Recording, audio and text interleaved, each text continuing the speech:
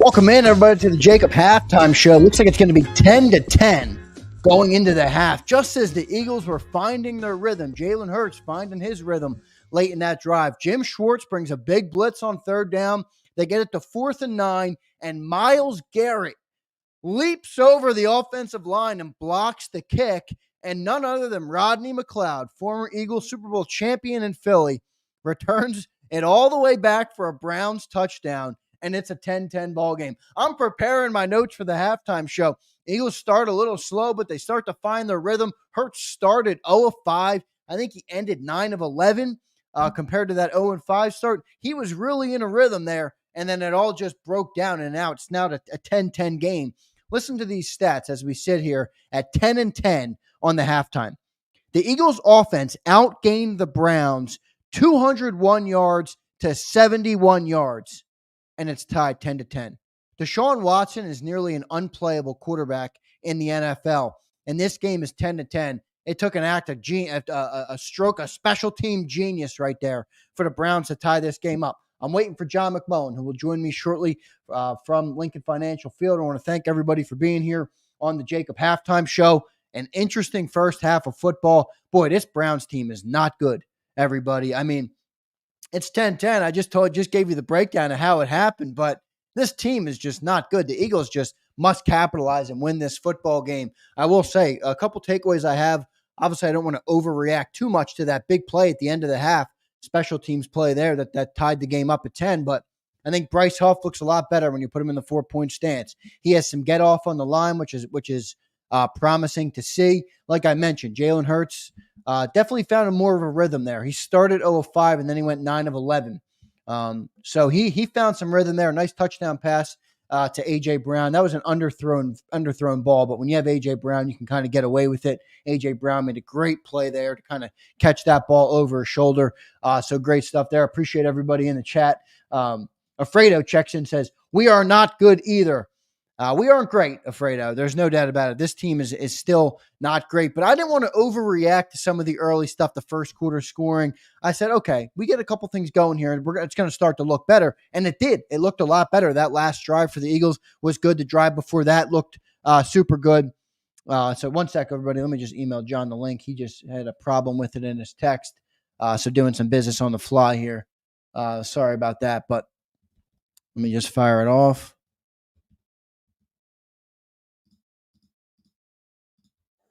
All right, sent to John. So I'll have John coming up here in just a second to give me his takeaways from the half. But I'm sorry, I don't agree that the Eagles suck. I think right now they look okay. They started off slow. We still have a major issue coming out of the box, slow. But once you get rhythm, once you find the rhythm, you can see the potential of the offense. I would like to see them run Saquon Barkley more. They just don't stick with it, right? It's one thing to do it on first down. It's another thing to stick with it, right?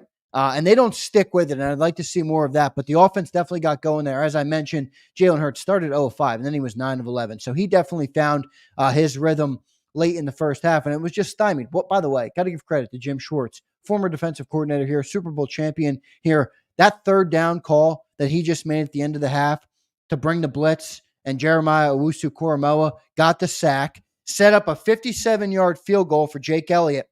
The kick was blocked by Myles Garrett, and then it was returned by another former Eagle, Rodney McLeod, for a touchdown. That was a great defensive coordinating right there by Jim Schwartz on that late in the half there. So very impressive stuff there for the Browns to tie the game. But I'll say this. I mean, look, we're sitting here. It's 10-10 and a half. This Browns team is putrid. Deshaun Watson is not an NFL caliber quarterback. He can't play quarterback in the NFL. I don't know what happened to the dude. It's an anomaly what happened to the dude. I have Johnny Mack live from the stadium. Let's bring him up and get his reactions. Johnny Mack, not what I was expecting to be talking about here on the halftime show. What's your takeaways from that, man? Yeah, I mean, obviously a disastrous end to the half. You get the 57-yard field goal blocked by Myles Garrett and then returned for a 50-yard touchdown by our old buddy Rodney McLeod. It sort of,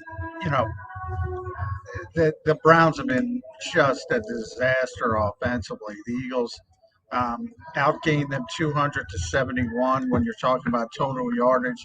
Cleveland's 0 for 5 on third downs. 1 for 18 on third downs if you go back to their game last week in Washington. So they're just a horrific offensive football team right now. And somehow you look up and it's a 10-10 game. So that's obviously a disappointment. Overall, Deshaun Watson, as advertised, just really playing with very little confidence, no accuracy throwing the football.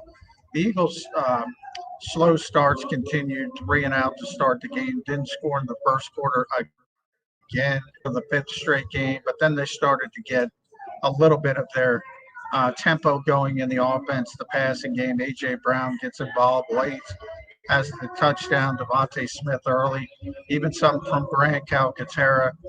Dallas Goedert left the game with a hamstring. Doubt you're going to see him back. Hasn't officially been ruled out, but it doesn't look like he's going to be back in the game. Jalen Hurts started 0 for 5, but then it was 9 of his next 11, so he settled down, played well. The offense was moving the football pretty well. And then you had that kind of last sequence, which was, could Saquon Barkley have stayed in bounds probably and gotten that first down? And then the Eagles are forced to use the timeout, which was strange. And you get the field goal. Anytime you're out there, there have been so many 50-yard field goals in the NFL this season. You feel pretty good about it, but anytime you're kicking it from that long, you're susceptible to the block, especially when somebody like Myles Garrett is out there, and that's what happened from that standpoint. But really bad end of the half kind of sequence. And if Saquon maybe would have stayed in bounds, the Eagles could have taken that first time out there. If they got that first down, saved it, and could have continued on. But then you have the sack by Jeremiah Owusu-Koramoah, followed by the block field goal. Just a disastrous end of half sequence for the Eagles. No doubt, disastrous is the right word for that end of half. John, outside of that, though, I mean, a lot of people in the chat are ripping the Eagles. We suck. I didn't really come away from that half thinking that we sucked. I thought that was a very unfortunate ending. It took them a little bit to get going, but once you saw them get going, I mean, as you mentioned, Jalen was 9 of 11. I think they started to find their rhythm on offense. What were your other takeaways just from the Eagles and the way they played in the first half? I know it was obviously a brutal ending, and it shouldn't be 10-10, but we did out yard them 201 yards. They clearly outplayed the Browns, certainly in that second quarter, especially. And they should be ahead by more, but they made some poor decisions at the end of the half, as we saw. Defensively, they're keeping, as I said, Cleveland nothing, basically 71 yards of total offense, 0 for 5 on third downs. Deshaun Watson has nothing going. They can't run the ball. They lost 4 to injury, so they're down to their third running back. They're down to their third center. There was that one sequence where, Deshaun looked like Ricky Vaughn on one pass. It was hitting the backstop, and then on the next one, he's throwing a worm burner. I mean, he's just playing with no confidence whatsoever, and the Eagles are taking advantage of it. I think you've seen some positive from Cooper DeJean, what he brings to the field as a blitzer and as a run defender from the slot. It's tough to look at this and take a lot from it because that's how bad the Cleveland offense is right now. But we're all talking about Bryce up. They gave him a half a sack, so he's on the board. He's on the board, Zane. I tweeted it out, John. We set the number at a half a sack on Birds. Will he get over? Right now, he's on a push. I will say, John, he's going to Bryce up. Get off is way quicker. He looks way more confident. Now, maybe it's just me. Maybe it's just me looking for a silver lining with the player. He looks better when you put him in that 4-point stance. He exploded off the end there on that one play and on that one. Yeah, kind of lost your mic there. I don't know if you're having a problem. I'm having a problem. Who were you talking about there? I'm sorry. Bryce Huff, he looks much better in that 4-point stance. He's much quicker coming off the line. Yeah, I mean, well, that's what he did with the Jets. And, if you give him more opportunities to do that. But he even made a tackle and run support. So maybe, again, I've talked about that a lot on Birds 365 and the fact that if he gets some confidence rushing the passer, that'll probably help him in the other aspects of the game as well. But you got to start with what he does well. And he certainly showed more life in that first half than he has this season. Again, how much does it mean against this particular offense? I'm not so sure about that. Good stuff, Johnny Mac. John, I'll let you get out of here, brother. Appreciate you checking in on the halftime. Talk to you on the postgame show, all right, brother? All right, thanks, Andrew. All right, thanks, Johnny Mac. There's Johnny Mac giving us some insight here. Can you guys give me a check on my mic? Is my mic going? I hope not, because I'm perfectly plugged in, and it's right in my face. And John said it was breaking up, and you guys are saying it's me. Is my mic all good now? Can I get a check? Can I get a chat check if my mic is all right now? I'm good. Okay, thanks, everybody. Appreciate that. Overall, I did not think it was a brutal half. I mean, you come out slow, they got to get rid of the slow starts. But once Jalen found his rhythm, the offense was moving the ball well. They were moving the ball up and down the field. A couple questionable play calls toward the end of the half on third down, which I didn't like. But I thought Jim Schwartz deserved a lot of credit on that third down, bringing the heat. Owusu-Koramoah was in Jalen's face before Jalen could even look up. They got the sack, and that set up the 57-yarder.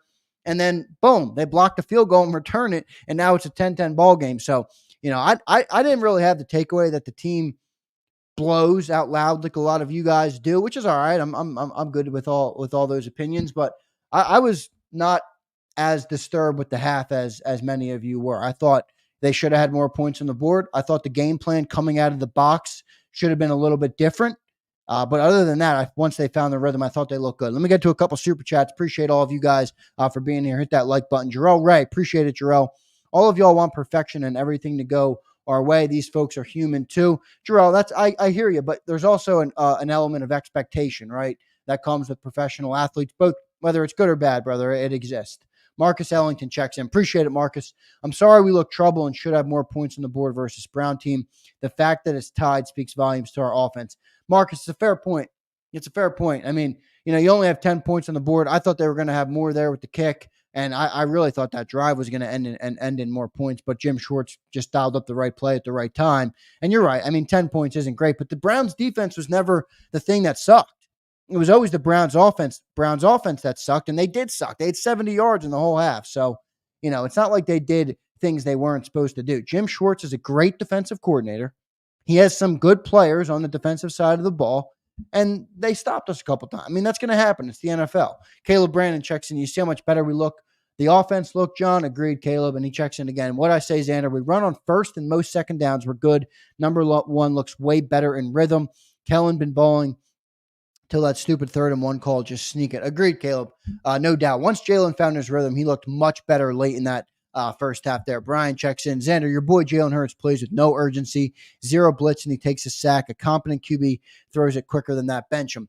Brian, I have my problems with Jalen Hurts, but did you see how quick Owusu-Koramoah got there? That was the perfect blitz call from Jim Schwartz on that 3rd down. So I don't want to, look, could he have got rid of it? Probably. But am I going to nitpick it like you did? Probably not. Appreciate the super chat, though. Appreciate everybody. Hit that like button. Second half coming up. One other play I got to talk about. C.J. Gardner-Johnson robbing our man Quinyon Mitchell of his first career interception. Man, put your head up, C.J. Perfectly played by Quinyon Mitchell there. I wanted him so bad to come up. You could see the anger on Quinyon Mitchell when he got up. He's like, man, what the he was ready to throw down. So he was pissed at CJ. CJ's just too hungry for the ball there. You got to be able to read that. That was so underthrown. Deshaun Watson is just putrid, so underthrown. He should have been able to get his first interception there. Kimberly checks in. Myles Garrett and Same would give my kidney for this dude. Kimberly, he's arguably one of the greatest football players I've ever seen. There's just no doubt about it. The dude is an absolute tank. He looks like he's built in the lab, dude. The dude is a monster. But the second half is starting up now. Browns get the ball first here, so Eagles just kicked off. Enjoy the second half, everybody. Make sure you tune in on the JAKIB postgame show. It'll be me and Sills, and then we'll get John later on in the show after he does the interviews from the locker room. So, many of you who are hard on the team, I'm sure Cilio is going to be right there with you, and we'll do that on the postgame show. Appreciate everybody being here. Hit that like button on your way out, and catch you guys next time on the JAKIB postgame show coming up right after the game. EAGLES. Eagles.